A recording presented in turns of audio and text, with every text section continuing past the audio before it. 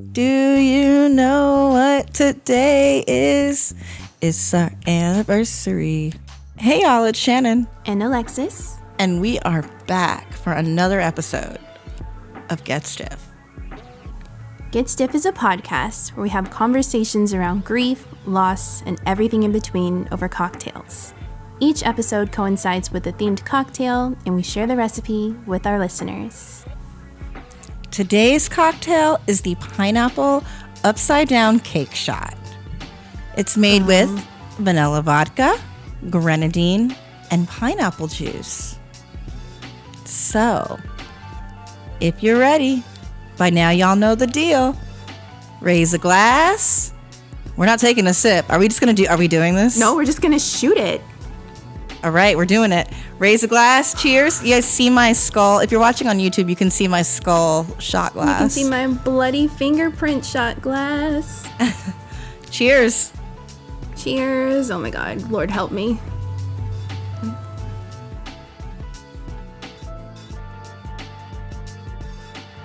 Oh my God. Your girl's not used to doing shots. Hey, but that's really good. That was tasty. That was a dessert. That was really good. The vodka kicked in the last little bit and was like, oh, but delicious nonetheless. It did taste like a little bite of pineapple upside down cake. It did. All right, y'all, let's get into it. So, we are recording this during the holiday season, although this will come out much, much later. But we thought it was appropriate to touch on what you do for your first year of firsts. Your first year of firsts is when someone passes away, the first birthday, first holiday, first anniversary of their passing, first Christmas, first all of the things you're used to doing with them, that whole year of first. How do you commemorate that? How do you celebrate that? Do you celebrate that? That's what we're talking about on today. On today's episode. Did I sound like a pastor? On today. On today. Kind of. So we had some ideas, and I think we should just kind of tag team them. What do you think, Alexis? Yeah, let's get into it. So I guess I'll kick off. I think we've both had some pretty tough experiences with death. We've experienced some close losses, people we were both very close to. And, you know, I think we can kind of share how we celebrate in our own ways. So I'll kick it off with, if you're up for it, celebrate anyway. If you're up for it. So my fiance that passed away, Matt, his first birthday after his death was only a little over a month later. He passed on August 31st, and his birthday was October 1st. So I went to dinner with his family at his favorite restaurant, and we had dinner in his honor. It was truly an interesting event. And there was a cake. My mom, what she did was really great. For those of you who don't know, he passed away 3 weeks before our wedding. And so we had all these plans in place. And what my mom did, because she knew it was his birthday, she ordered a birthday cake, but she ordered it in the flavors and from the same bakery that we were going to use as our wedding cake. So essentially it came as like this top tier wedding cake, and it ended up saying Happy Birthday Matthew on it. And I mean, it was special because it was something he picked out. So I know I don't talk too much about what went into the wedding planning and all of that, but one of the things that I just did not care about was the food. I'm a vegetarian. I don't care. I see food as, and I know a lot of people see food as an experience. I see food as something that you have to do so you don't die. So, and he's half Italian. That was like his thing. He saw food as an experience. And so he cared very much about the food and cared very much about the cake and picked it out. And so my mother went to that same bakery and got the top tier for his birthday cake. And then his brothers, his mom, my sister's in-laws, and my mom, we just sat there and we ate it and we had a great time. It was a really great event.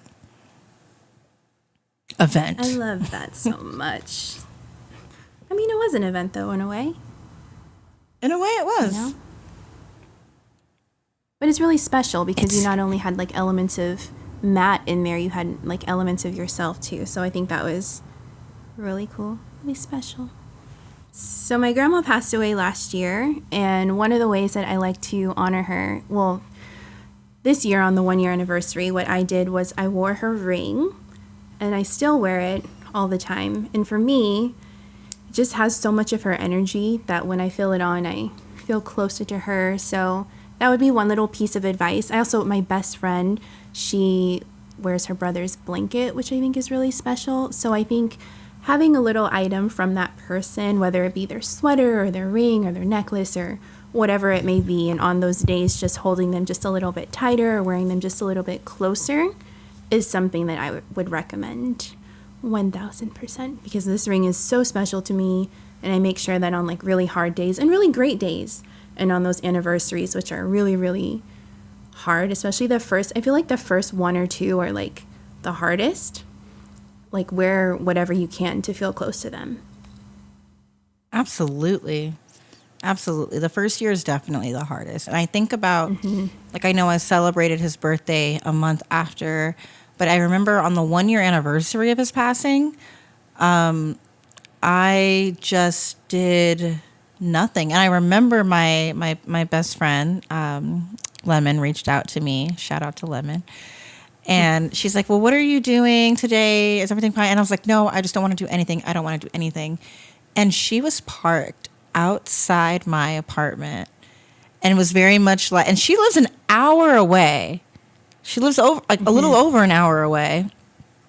And she was just sitting outside my apartment, and because I did take the day off from work, and she just was like sitting there waiting. And then of course she's like, I mean, if you don't want to let me in, that's fine, which of course I let her in. And I think we just watched like Disney movies and like ordered pizza, I'm pretty sure. Because that tracks, right, Alexis? that tracks. But I remember sharing, like, I wrote in my journal, because I hadn't journaled in a really long time, and I wrote in my journal, and I think I shared it as like a blog post of just how I felt that day. And yeah, so I mean, it's the first year is definitely the hardest. I think you can also do something active. And I don't mean go for a hike or yoga or a sound bath, which, I mean, those are all great things if that's your bag. If that's what you want to do, that's great. But we often feel that pent-up anxiety and that need to get those feelings out. And also a lot of people experience fear that those feelings won't be accepted if they share them. But, you know, it's okay if you need to smash something. Hit up a rage room, go axe throwing, find a way to get out that aggression without hurting someone else.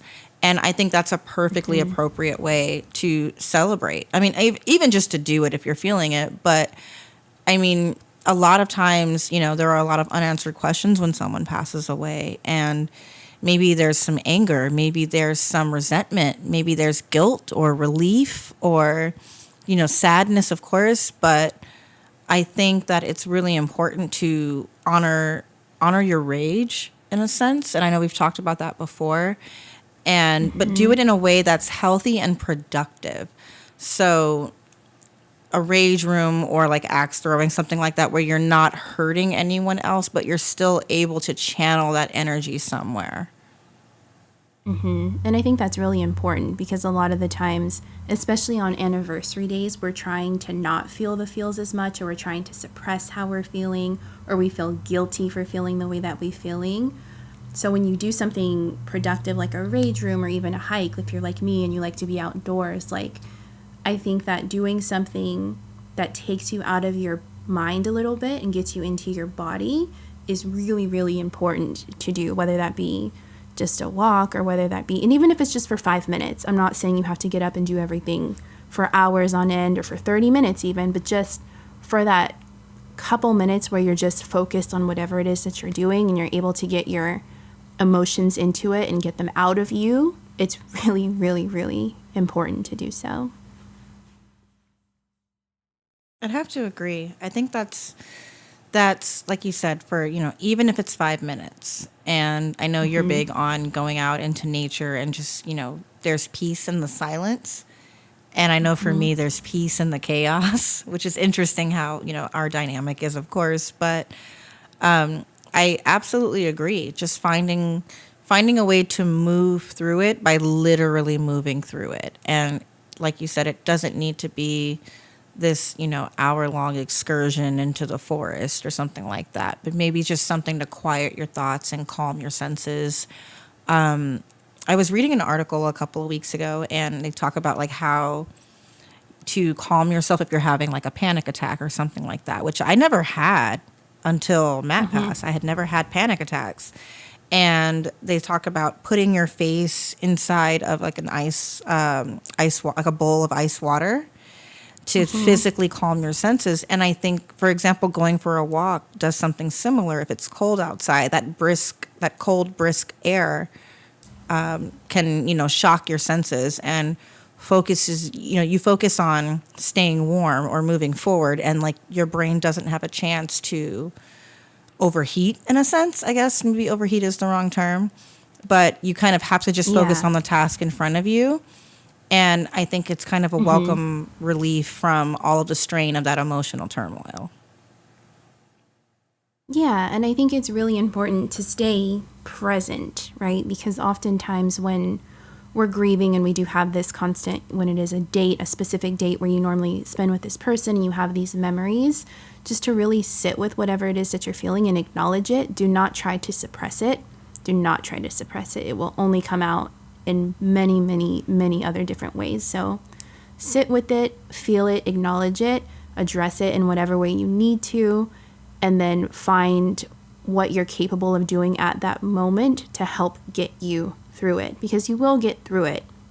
It doesn't feel like it in the moment, but you will get through it. And whatever, if you're like me and you love nature can be really grounding and it's really healing and it really brings you into the present moment because you're around all these different sounds and birds and you just feel the air on you. But if that's not your thing, it's perfectly fine to go and do whatever it is, that even if it's just listening to music, sitting outside for a couple minutes, or going on a picnic. Like, just do something. If you feel up to it, do something that gets you back into your body and present, to be still for a little bit if you can,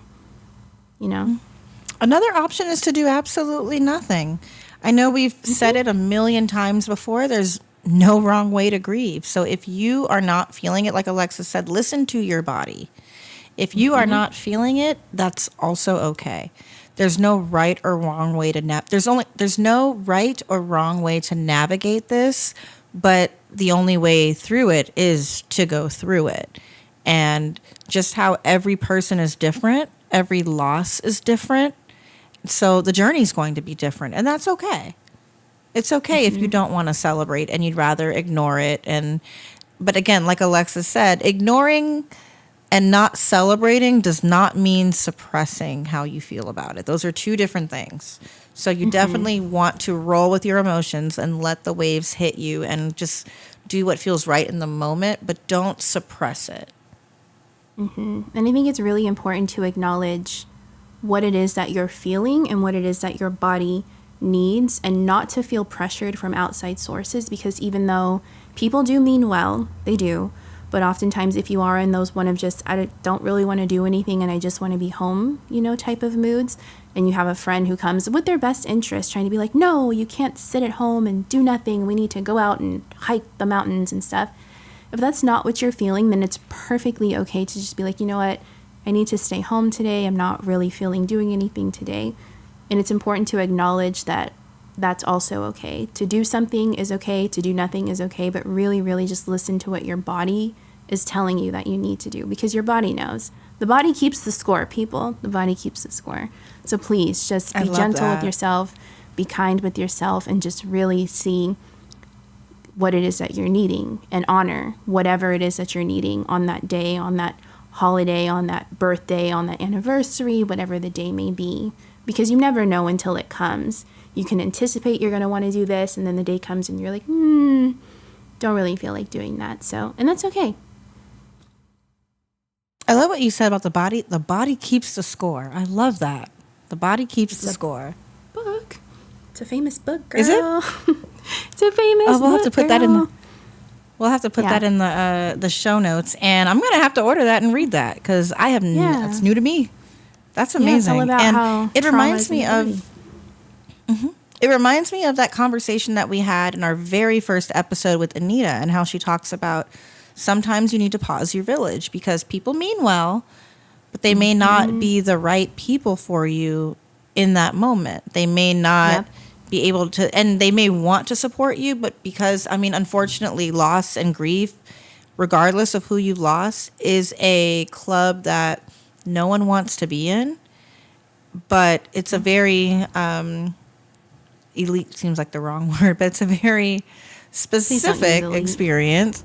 Yeah, I know. Yeah. It's a very specific experience where it's like if you haven't been through it, then you don't really understand to the same degree. And again, people can mean well, like you said, and just not be the right people to support you in that time. Mm-hmm. And like I said, you won't truly know until you're in that moment, but don't feel pressured to change or to do something or to do nothing just because someone else expresses. And and Shannon was saying, everyone handles grief so differently. So people will come at you with what worked for them, or, oh, well, when my someone died, this is what helped me. And they do mean well. But what works for them doesn't necessarily work for you. So please just make sure that you tune into yourself and see what you need on that day, whatever it may be, as long as it's not harming yourself and not harming someone else, and do that. Another way you could honor your loved one is by writing them a letter. There is a service called Postal Service for the Dead, where you can write a letter, and we'll put the information in the show notes, where you can write a letter to your loved one and either have it shared or have your name redacted or not share it at all. And it just stays sealed. But that way you have somewhere to send it. And I think, hopefully we'll get to do an episode with Janelle and have her talk about her project. But that's another way you could celebrate the anniversary is by sharing those feelings with the person that you lost and sending that letter. It's such a cool thing, and I absolutely love that. It kind of goes along the lines with our get that shit out in a way, like getting out your emotions and talking to this person on a letter, or even if you don't send it, just the physical act of writing something to them, addressed to them, it has such an impact on you, and it really does have the ability to help you feel a little bit better. So I think I absolutely love Postal Service for the Dead. I think it's such an amazing thing that they offer, and I love that so much. It's so cool. I need to do that. But you're absolutely right. Yeah. I know. I thought about doing it too. I thought about doing it too for sure. But you're absolutely right. It's, you got to get that shit out. Even like you said, even writing a letter, that physical act of sharing your feelings, it's similar to journaling where you get it out, so you're not storing it in your body. Mm-hmm. And that has profound impacts on you. I know that some people think it's so kitschy to write a letter, but trust me, it really does make all the difference. That's why journaling is always recommended whenever you're going through anything, whether you're happy, whether you're sad, whether you're angry, whether you're grieving. Getting it out on paper, what does Erykah Badu say? Write that shit with a real pen and watch that shit get real. It really is. It truly is true. She knows. Eric knows. Okay, she knows. I love that you're giving the Erykah Badu quotes while you're sitting there looking like Madame Trelawney from Harry Potter. Hey, because we all know, girl. The grin. Listen, read the tea leaves, babe. We all know that would be me, though. That. Oh, absolutely. Absolutely. I don't know. Am I McGonagall or Hagrid? No one knows. I like a combo of the two. Very much so. But you remember that Twitter thread? Oh God, X thread. I'm like, Twitter? We don't know her. Who's her? Who is she? Who is her? Who she be? But that thread about if the professors at Harry Potter were black, and they had Erykah Badu for Madame Trelawney. So it's love that though. Full circle. It makes sense. It makes sense. Are there any traditions that you have? So are there any traditions that you have to commemorate or remember your loved ones on their anniversary? I do. So I know that this isn't going to work for other people, but for my grandma specifically, whenever it was a holiday or like my birthday or something like that, she would always leave me voicemails. And I don't know why. So maybe it's just all the death and loss that I work around. I have saved literally every single voicemail of hers from the past like 5 years. And all of the ones, like the birthday one or the Christmas one or whatever, I will go, like, sometimes just hearing her voice for me is so comforting because I know it's not something that I can just pick up the phone and dial anymore. So for me, it's therapeutic. I understand that for other people, it may be traumatic. So really just honor where you are in your grief journey and what works for you.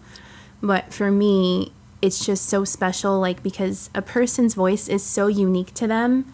And like having that aspect and like having technology nowadays, I don't want to get into the AI thing, but having like a real, recording of her while she was still alive that was directed to me for a very specific reason, for a very specific day, is just so, so, so special. So that's one of the ways I honor her. I like to listen to them, especially like on my birthday, because my birthday is New Year's, and she would always leave me like a happy birthday. So voicemail. So I think that for me is really special. But other than that, on her birthday or things, I will still get her favorite flavor cake and honor her in that way. Her favorite, of course. And then just things like Christmas and things that were her favorite holiday. I find little ways to honor her. But I think everyone is like different. Like, what do you do, for your loved ones? I think about, so I love that you brought up just listening to voicemails, because I remember I had a million voicemails from Matt that I didn't listen to for a very long time. And then I was just so happy that I have them. But I think about more specifically my grandfather who passed away, like a decade ago at this point. And, but the thing is, he was diagnosed with cancer, and he didn't live very long after his diagnosis because he didn't go through treatment or anything like that. By the time they found it, it was already everywhere. And but he called me, and I was already a funeral director at this point. He called me, and he's very like practical, very old school, just old Creole man. He had this gruffly voice like this, Shannon, like this is how he would talk. And he wasn't a very warm person, but the way he expressed his love was by providing for his family. So when he found out he was dying, he immediately was like, I need to get everything in order. And so he wanted to write his own obituary. He wrote his own obituary and had me revise it like at least 12 times. And he went to go pick out his own casket, and he wanted everything planned in advance. And the purpose for that was because he did not want my grandmother to have to worry about taking care of anything. And I remember a lot of my aunts and uncles were upset. They're like, you're causing us to grieve before we have to. And I'm like, well, it's not about you. It's about him. And this is what he wants. And this is something I can do. But he left me this voice. I have this voicemail from him. And it was about him reading I was still in college at the time. I was living in Riverside. And he left a voicemail about his like revisions, his notes on the obituary that I sent over to him. So I sent it over, and he says, I don't like this picture. He's like, I don't like this picture. And I think you should say, I retired in 1988 or whatever. But I have this voicemail of my grandfather saying, Shannon, I think we need to redo this part. Or I retired in 86, not 1988. And it's so bossy, firstly, but I keep it and I listen to it every now and again because he just had this very unique, very gruff voice, and he was just so like prickly and crotchety. He really was, but Crotchety? He just crotchety and cranky, but he was kind of a vibe. Like he was just a vibe, and I keep it, and that is special to me. That bossy ass voicemail. Like he didn't call me on my birthday or anything like that, but that was a very special time because it was something that I was able to do for him, and I know that it brought him peace, knowing that because that's the one thing he knew how to do was check off boxes and get things done, so his family didn't have to worry about them, and so that it took a long time again to be able to listen to those voicemails. but I'm glad I have them. Yeah. Yeah, I think, and like I said, not everyone is going to feel comfortable with doing that just yet, and also know that that's okay. Sometimes it will take people longer and more time that they need to be able to go through and listen to their loved one's voice. But I'm trying to think of other ways. I remember one of my friends in high school actually killed herself, and one of the ways that I would every year on her birthday, I would watch like one of our favorite movies to watch together. So that was really special. So that's another thing I can recommend, is to watch that. But yeah, I mean, there's so many different things you can do to honor your loved one, or you can do nothing. And I think either way, whichever way you decide to go, is perfectly okay. There's no wrong way to honor someone, as long as it's something that brings you peace. And it's something that they would have done with you. I think that that's perfectly appropriate. In the words of Kanye West, I don't know if we're still mad at Kanye or not, but like, remember that song? I don't know. It's a celebration, bitches. Are we pro But, Kanye again? I don't know if we're still mad at him or not. I'm not quite sure, but I just remember that song. It's a celebration, bitches. But I think that's what it is, and that's what it's intended to be.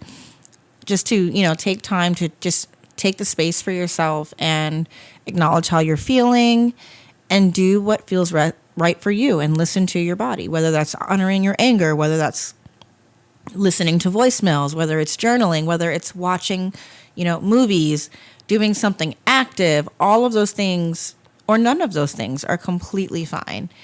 It just really boils down to that you do something that you are comfortable with, and that that your person would have maybe wanted to do with you. I agree. So go forth and celebrate. I don't know. Celebrate. Was that song? Holiday.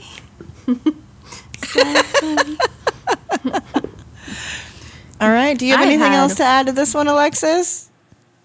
You've had what? Nope. I've had too much to drink.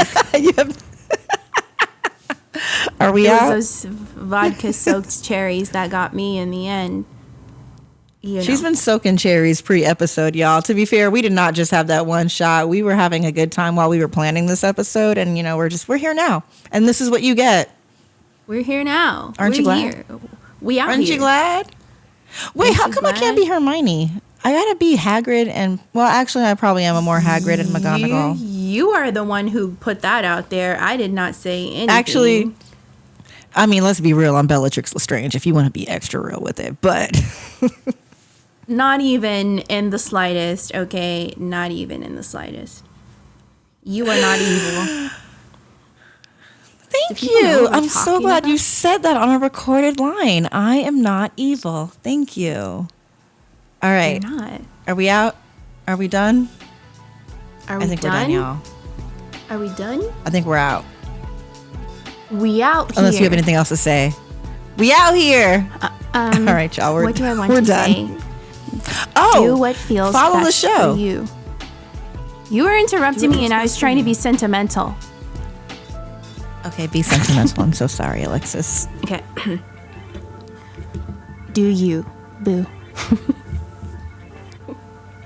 What a beautiful sentiment. That's all I got. As always, you can follow the show on Instagram at Get Stiff Podcast. You can keep up with me at idodeath.com, on Instagram and X as idodeath, or on TikTok as i.do.death.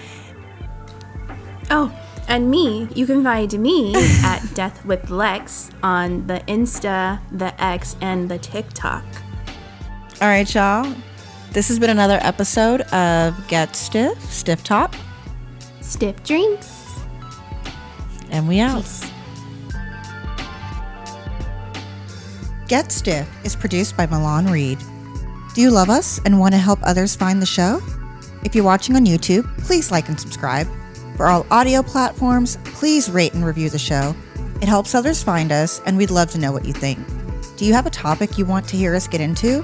A drink recipe you'd like to recommend? Do you have a story to share? We want to hear from you. Get in touch at getstiffpodcast@gmail.com or reach out on Instagram at getstiffpodcast.